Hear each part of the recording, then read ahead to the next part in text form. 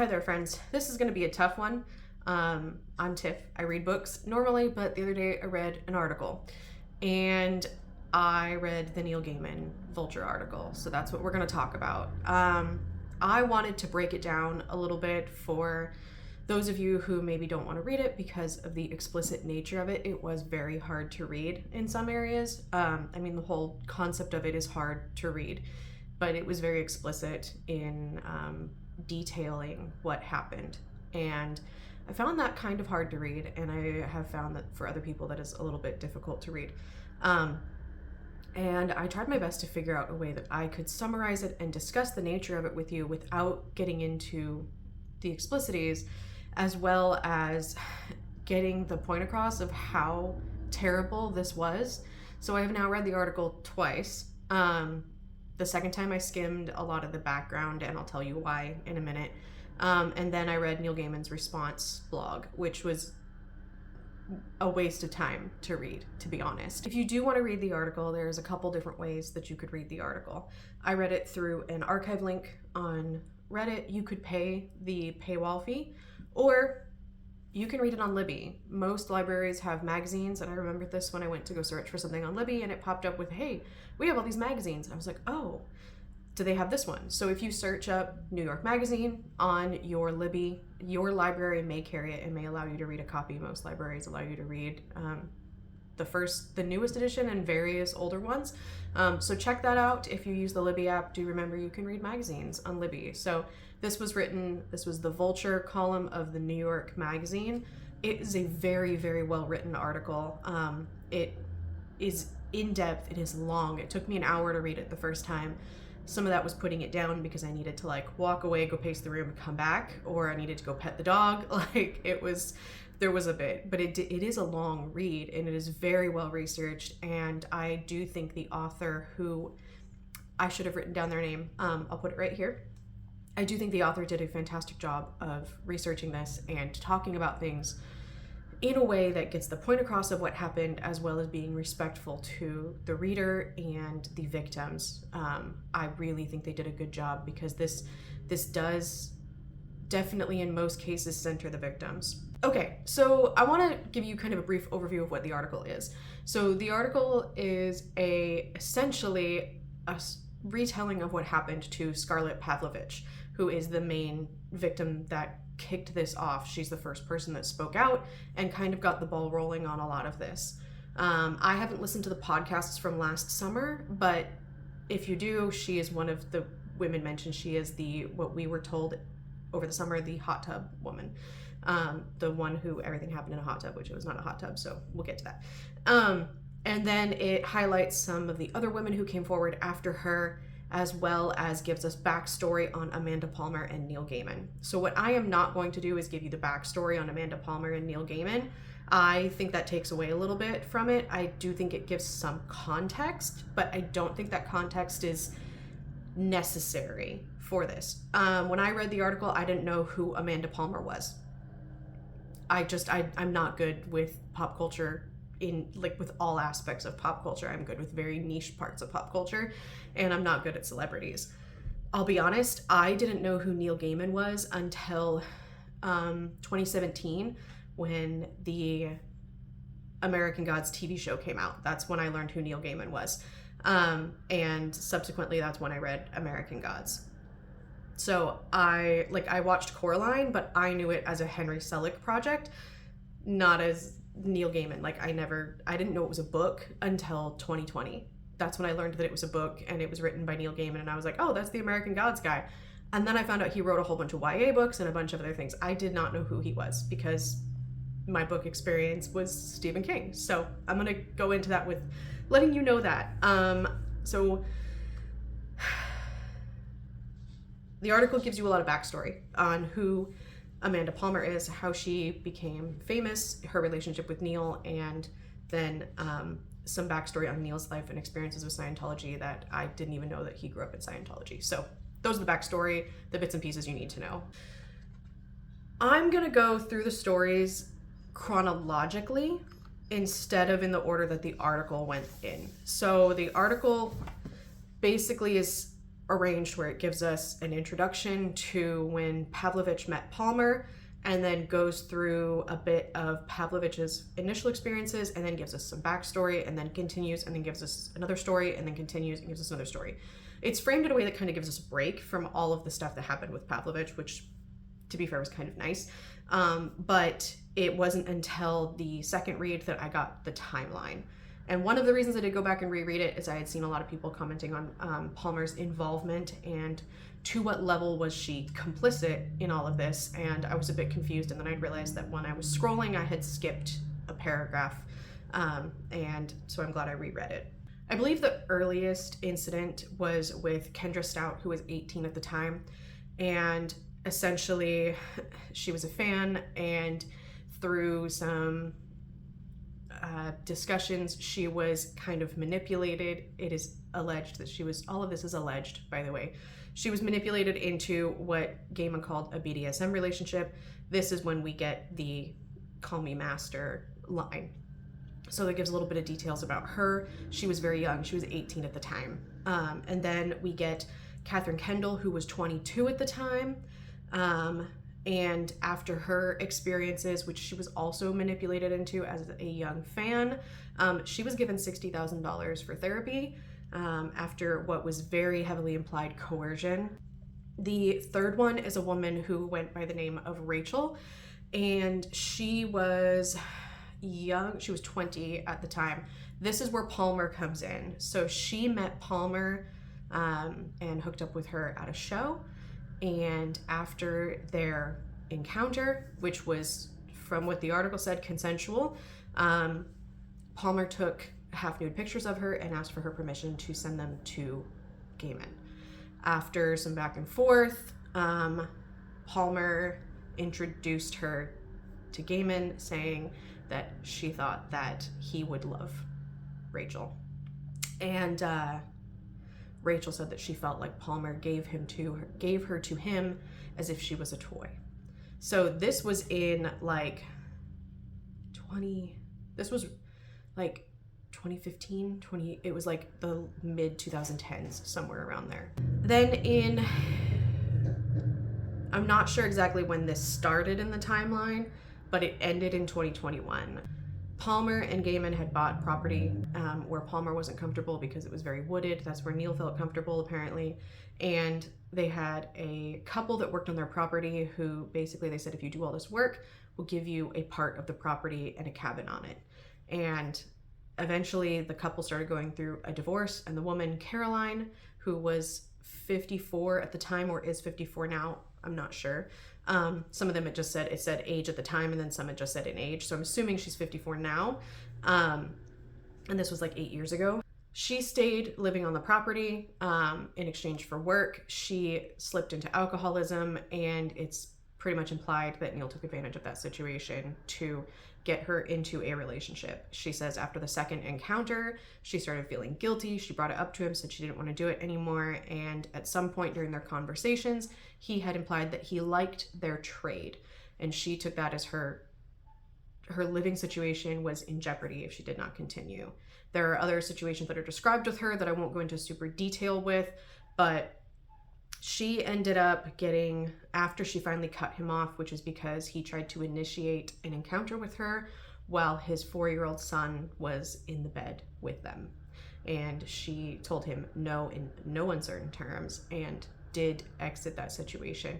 Very shortly after that, she was told that the property she was promised was no longer available, and she ended up being offered $5,000 to sign an NDA, and she asked for more. She threw a number out. She threw out $300,000, and she got it. So that's the situation with this woman named Caroline. That all leads us up to 2 months later is when Pavlovich shows up on the island that Palmer and Neil are living on. So this is where we go to the first situation. So Palmer had met Pavlovich on the street.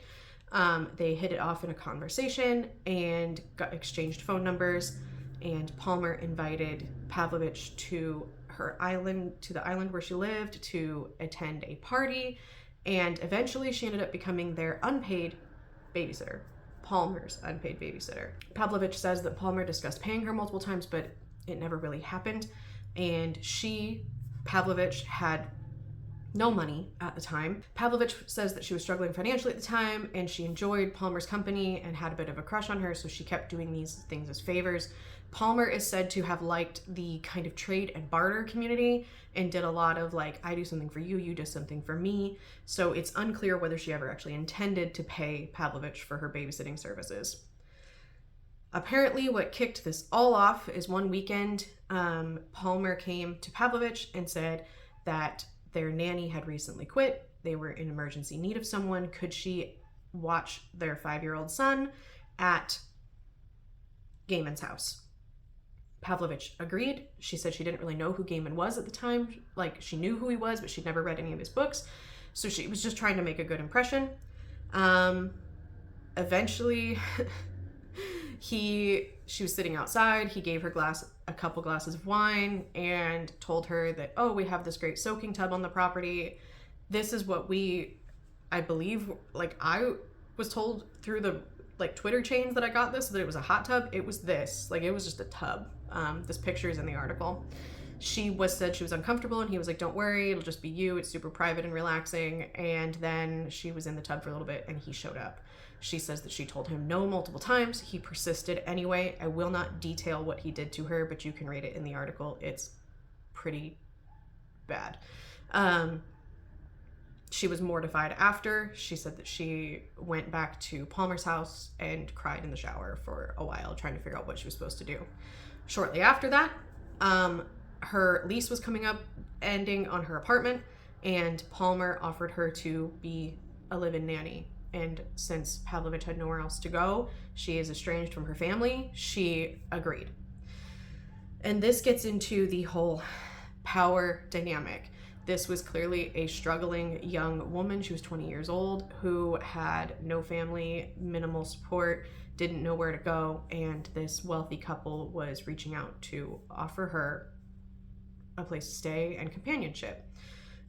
She makes a big deal about how she felt the connection that she felt with the son and with Palmer was like filling a gap that she needed filled by having lost contact with her family.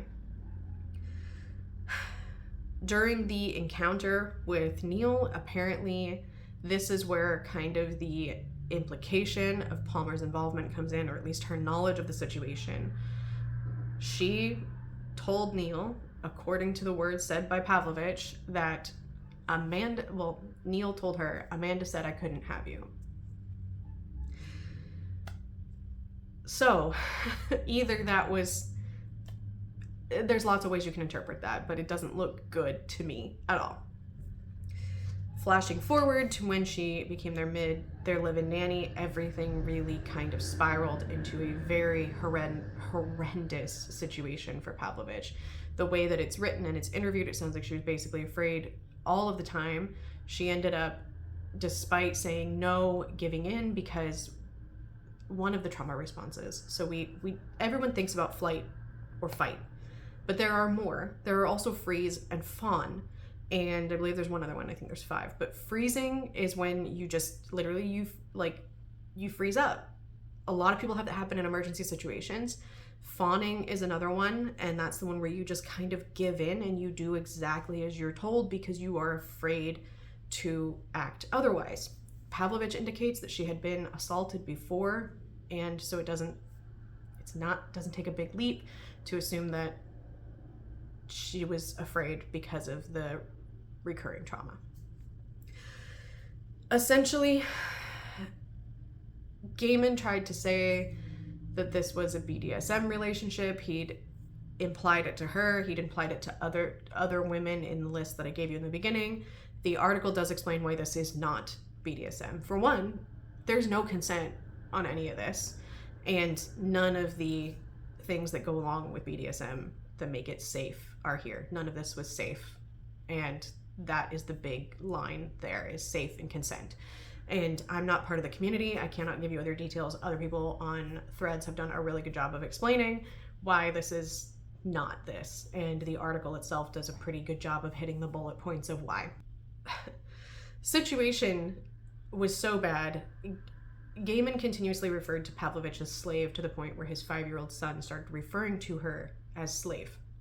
The article says that Gaiman was amused by this. While he did correct his son, it said that Pavlovich felt that he was amused by it. He was never worried about whether the son would see anything, oftentimes leaving doors open, forcing her to do things in the kitchen where there was no door, and the son would be awake and somewhere else in the house. There was one time that he forced himself on her in a hotel room while the son was watching an iPad. And this is kind of when everything came to a head for Pavlovich. And in between then, there are things that involve her being forced to consume various bodily fluids and excrement due to the things that he forced her to do, where she was worried she was going to be sick, she was worried she was going to get infections. There are all sorts of things that she was terrified about throughout the whole time. And to be honest, I do not know how I would have handled the situation either. I do not fault her for how she acted in this situation at all. It was horrific to read. There were times before this where she said she screamed no the entire time that the encounter was happening, and how you could say that that's consensual, I literally have no idea. After the last situation with the child is when she went to Palmer and told her everything that had happened. She said she waited until the very end to say that the child was in the room for the last one, and this is kind of what got Palmer to call Gaiman, apparently. In the middle of that, Pavlovich said Palmer told her that 14 other women had come to her at this point. So at this point, we knew it was a repeated pattern. When she found out about Caroline, she said, "I can't believe he did it again." She knew this was a repeated pattern, and that brings into question what her motives were with Pavlovich when she had already apparently mentioned how much Gaiman would like Rachel before, and Rachel had felt that she had been given to Neil. So this is why people are questioning Palmer's involvement when you see things online, is because what is her involvement? The article gives us information, and honestly, it's an article, so it doesn't make conjectures. Pavlovich basically then, after she comes out to Palmer says she'll help her. She gets her set up in an apartment, but she's still, essentially, Pavlovich is still under their control at that point in time. And so she's spiraling. She does end up finding her friend, but she ends up in her spiraling, and her self-deleting ideation decides to reach out to Neil because she's feeling intense guilt over the situation. She feels like she's ruined everything. She says in the article, like, she was having all of these conflicting emotions that come from being abused. And so she does text Gaiman, and he replies to her, "Oh, thank God, I thought you were a monster." So, after that, she apologized. That's when she became suicidal. It took her around a year, according to the article, to kind of come to terms with what had happened, to stop feeling as much guilt, and that's when she then decided to go and make the police report in January of 2023. She was able to do this because of her support system. She had a fairly good support person who actually was a counselor or a therapist, I believe, that was a friend of hers that was helping her through it. And so this is the basic of the article. This took me 20 minutes to explain the basics of the article. There's so much detail in it, and it's very hard to talk about. I do recommend you give it a read if you feel comfortable doing so. But yeah, it's pretty bad. So then I went and read Neil's blog post, the NPR article, which I will link the NPR article, and then that links to his personal website. It's incredibly short. It's a few paragraphs. It's basically denial. I did write down a few things from it. I've been looking at my notes the whole time, so I apologize if I keep looking down. He says, and I quote, "The descriptions of things that happened were sitting beside things that emphatically did not happen. He claims that the messages confirm, he has text messages that confirm consensual relationships and, quote, wanting to see each other again.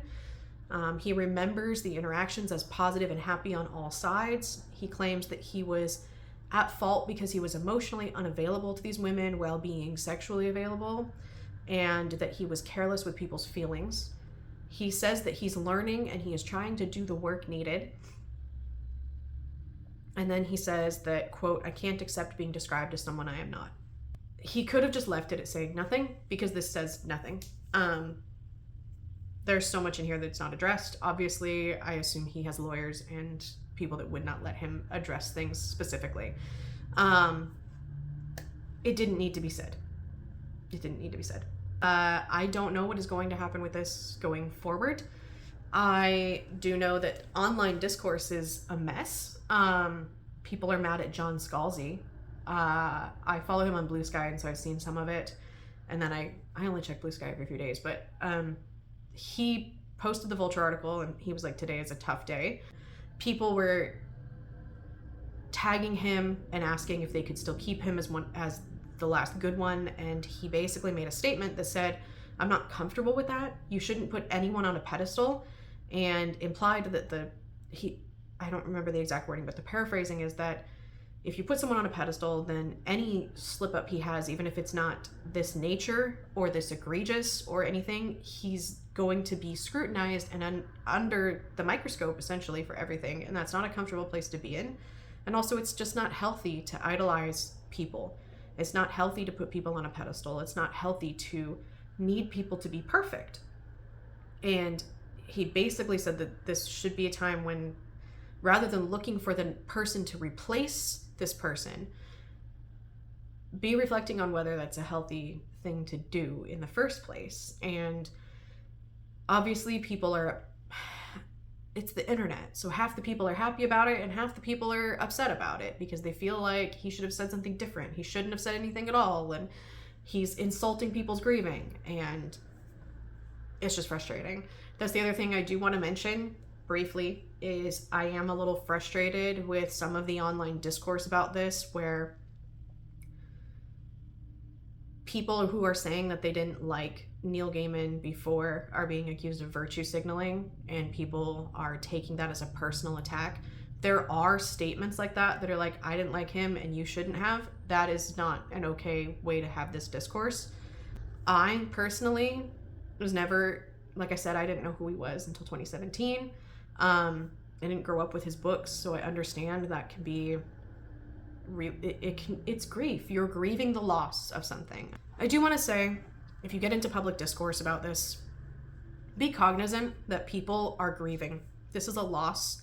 I haven't watched anybody's videos on this yet because I didn't want to have other people's opinions and interpretations taint mine. I've read very few deep dive threads about it. I've just read people's initial oh my god, this is how I'm feeling, because I think that's fair and valid to feel grief. I did see somebody's video. I'll find the screenshot and put it, but it was Neil Gaiman and the 5 stages of grief, and that was the headline of it. And people are grieving. You're grieving the loss. I get, for a lot of people, he had a massive impact on their childhood, their young adulthood, their adulthood, that some of his works changed their lives, brought them out of depression, made them feel all sorts of things. That happens with everything that people feel connected to. This happens with art. That's the point of good art. And the issue right now is, how are we going to separate the art from the artist? I think right now it's important to distinguish separating the art from the artist from the death of the author. The death of the author is that you take the author's interpretation out of a work and you interpret it how you interpret it, without their interpretation. That is not separating the art from the artist. Separating the art from the artist, I don't know when it came about, but it is very difficult to do when the artist is still alive and is still making money off of your purchases. Because if you purchase the books, you are giving them money, unless you purchase them used. If you talk about them online, you are promoting that author or that artist. So if you are a book reviewer and you read one of his works and then you post about it online, because that's what you do as a book reviewer, even if you post negatively, you are giving him attention. You are driving people to him, potentially. It is up to you what you want to do with your books by him. I'm not going to tell you have to get rid of them. I'm not going to tell you that you can't read them and enjoy them while not thinking about all the things that he did. Because I will say, if you are aware of the things and you go to read the book, it is very likely that in those books you are going to find something that is, in hindsight, uncomfortable. Because that's what the human brain does. It is very difficult to separate those things out. And you can use the example of everything that's coming out with a certain wizard series, where people are going back and analyzing it critically and being like, hey, this was messed up and this was messed up and this was a problem and no one ever noticed this, but I'm noticing it now because you have context.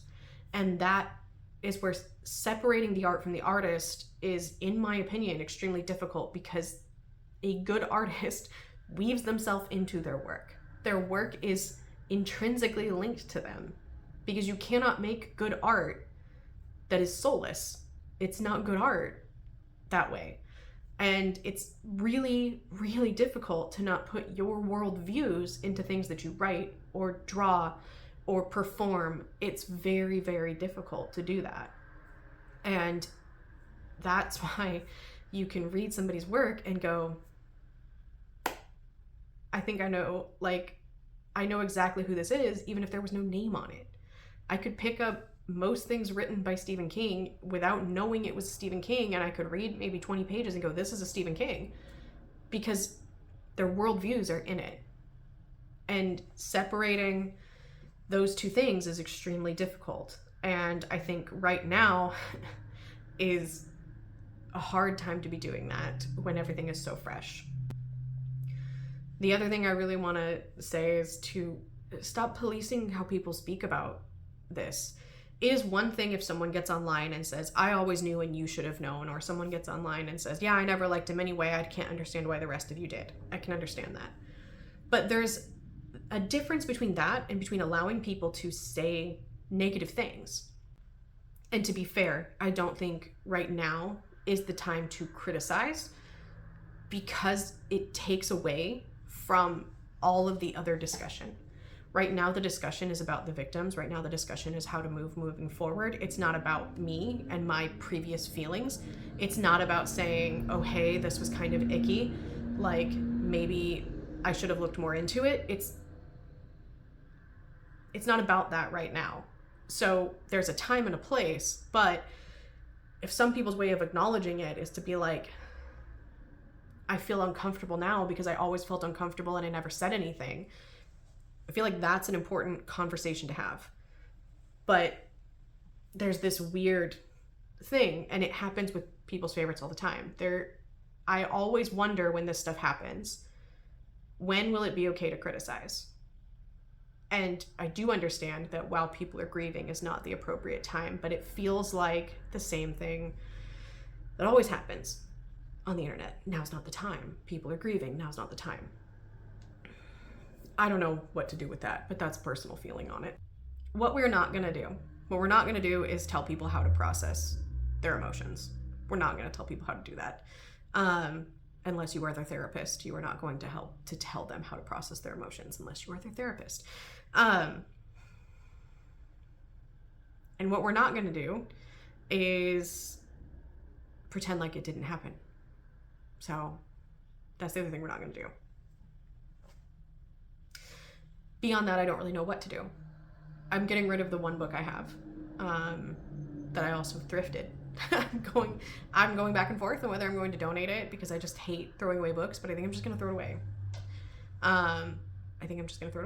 And the other book that I have was co-written, and I blacked out his name. That's the only thing I know I'm going to do, is I'm not going to be talking about that book as much as I love it. I love other books by Terry Pratchett much more. And so that's that. There's so much here. I still don't know how I'm going to talk about this, how I need to talk about it. And I have now a ton of video to edit. So if you made it this far, I hope that gave you some clarity, some extra information on the situation. And if you have any thoughts, things you think I missed, things you think I should go read, drop them in the comments. And I'll see you soon.